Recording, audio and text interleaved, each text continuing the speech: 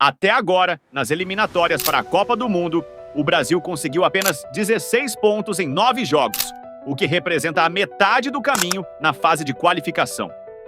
Não se trata apenas da pontuação decepcionante, mas também da falta de poder ofensivo.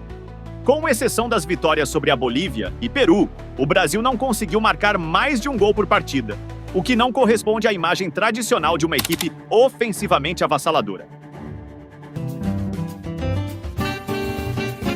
Atualmente, a seleção ocupa o 4º lugar, mas graças à expansão da Copa do Mundo, as 6 melhores equipes se classificam automaticamente, o que lhes dá certa segurança por enquanto. No entanto, essa colocação está bem abaixo das expectativas que sempre recaem sobre o Brasil, que geralmente é visto como favorito a ocupar o 1º ou, no mínimo, o 2º lugar, logo atrás da Argentina. Falando na Argentina, a distância atual entre as duas seleções é grande. O Brasil está 6 pontos atrás da Argentina, que recentemente venceu 2 títulos consecutivos da Copa América, com um desses títulos conquistados em solo brasileiro. Além disso, o Brasil falhou em se classificar para o torneio olímpico Sub-23, mesmo sendo o bicampeão defensor, tendo sido eliminado após uma derrota para a Argentina. A situação do Brasil é complexa. Sob o comando atual, a equipe parece uma sombra do que já foi. Na Copa América, os mesmos problemas que surgiram nas eliminatórias continuaram. Na fase de grupos, o Brasil empatou com a Colômbia e a Costa Rica e conseguiu uma vitória contra o Paraguai. Nas quartas de final, enfrentaram o Uruguai e, após um empate sem gols, foram eliminados nos pênaltis. O Brasil marcou apenas mais de um gol em uma única partida de 4, algo muito distante do que se espera de uma seleção com seu histórico. Desde a eliminação da Copa do Mundo de 2022, o Brasil tem enfrentado dificuldades. Em setembro daquele ano, em uma pausa internacional, o Brasil venceu o Equador por 1-0 em casa, mas a performance foi criticada, especialmente pelo fato de a equipe ter jogado com medo no segundo tempo, algo incomum para o histórico de seleções brasileiras jogando em casa. O maior problema talvez resida na falta de um líder dentro de campo, especialmente com a ausência de Neymar, que sempre foi a principal figura da seleção brasileira. Neymar, mesmo não jogando desde outubro de 2023, devido a uma lesão no ligamento cruzado anterior, ainda liderava as estatísticas de assistências nas eliminatórias. O Brasil tem lutado sem ele, e a pergunta sobre quem será seu sucessor natural permanece em aberto. Vinícius Júnior, tido como um dos candidatos a ocupar o posto, tem enfrentado dificuldades para brilhar com a camisa da seleção, apesar de seu excelente desempenho no Real Madrid. As questões do Brasil não se resumem apenas à ausência de Neymar.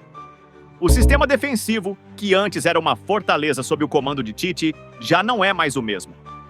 A falta de um meio-campista defensivo de qualidade, como Casemiro, também tem sido um fator crucial nas dificuldades da equipe. Jogadores como Bruno Guimarães, que brilham em seus clubes, não têm conseguido replicar o mesmo sucesso quando vestem a camisa da seleção. Além disso, há um problema evidente na qualidade dos treinadores brasileiros. Comparado a outros países da América do Sul, como a Argentina, que produziu técnicos de destaque no cenário internacional, o Brasil tem enfrentado dificuldades para encontrar um treinador que possa levar a seleção de volta ao topo. Atualmente, o técnico Diniz está no comando, mas ele não parece ter a mesma capacidade de liderança de treinadores anteriores. O Brasil está em um momento de transição e precisa urgentemente encontrar soluções tanto dentro quanto fora de campo para recuperar sua identidade e voltar a ser um time temido no cenário internacional. A eliminação do Brasil para o Uruguai na Copa América teve um momento polêmico envolvendo Dorival Júnior. Nunca se viu coisa igual. O menosprezo do Brasil a Dorival na disputa de pênaltis. Em determinado momento, o treinador brasileiro tentou se comunicar com os jogadores, levantando a mão para isso. Não obstante, Dorival teve de disfarçar coçando a cabeça depois de nenhum jogador dar atenção. A falta de liderança é nítida. As diferenças com o Uruguai são evidentes. Todos os jogadores uruguaios aguardavam as indicações de Bielsa e se posicionaram em torno a ele. O torcedor brasileiro foi perdendo o interesse pela sua seleção. Não é de hoje. Foi um fenômeno que foi aumentando com o passar dos anos. A comoção nacional que acontecia quando a seleção brasileira entrava em campo ficou no passado. Não é só em amistosos ou competições menores. Mesmo na Copa do Mundo, o interesse, a torcida, a paixão pela amarelinha é muito, mas muito menor do que era há 30, 40, 50 anos ou mais.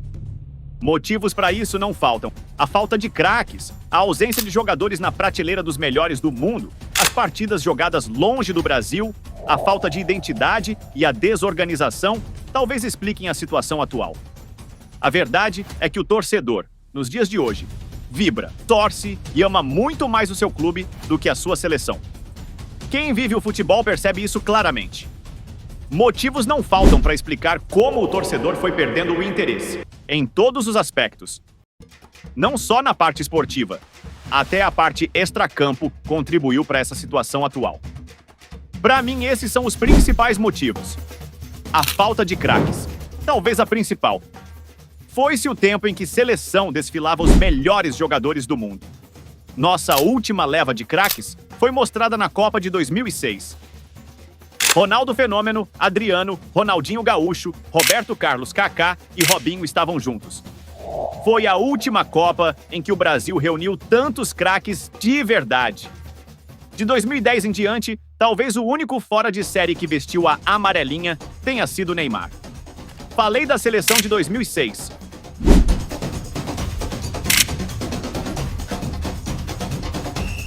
Volte um pouco no tempo. Aí é covardia. Romário, Rivaldo, Bebeto, Zico, Sócrates, Rivelino, Tostão, Jairzinho, Gerson, Garrincha e ele. Eu sei que é uma enorme covardia comparar os jogadores da atual seleção aos craques do passado. A seleção foi perdendo o contato direto com o seu torcedor. Há muito tempo, os amistosos são realizados em qualquer canto do mundo, menos no Brasil. Quem paga mais, leva. E leva a seleção canarinho, que hoje com razão está pistola, para lugares que não têm identidade alguma com o nosso país. Assistimos então uma sequência de estádios vazios e sem alma. No máximo, com brasileiros que moram no exterior.